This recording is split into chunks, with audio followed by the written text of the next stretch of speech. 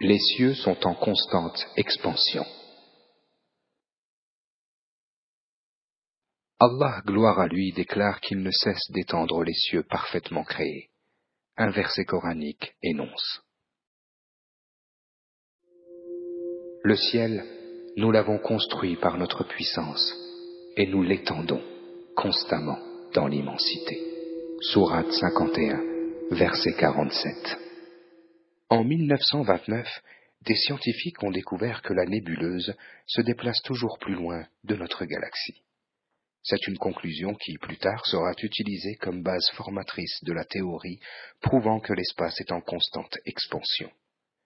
Selon cette théorie, sans doute l'un des tournants les plus significatifs dans la recherche spatiale du XXe siècle, les galaxies s'éloignent de plus en plus les unes des autres, en proportion avec la distance accumulée. En appliquant cette théorie aux matières présentes dans l'espace en 1950, les scientifiques ont procédé au calcul de la vitesse avec laquelle les galaxies se déplacent les unes par rapport aux autres.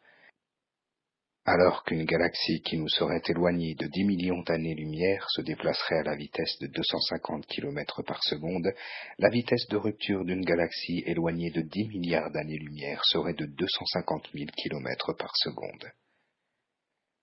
Que l'univers, de l'étendue de ce qui est exprimé ici, ne cesse de croître en dimension sans jamais rester le même, tend à démontrer l'impossibilité de comprendre parfaitement la splendeur du Tout-Puissant. Magnifiquement exprimé est le sentiment de crainte qui entoure l'homme quand il contemple les nombreuses manifestations de la majesté divine. Que tu es grand, Seigneur, grand, si grand. La grandeur elle-même qui t'appartient est un rivage. Ali Haïdar Bey. Déployant constamment cet univers colossal, Allah finira par l'enrouler, tout comme un scribe enroule une feuille de papier.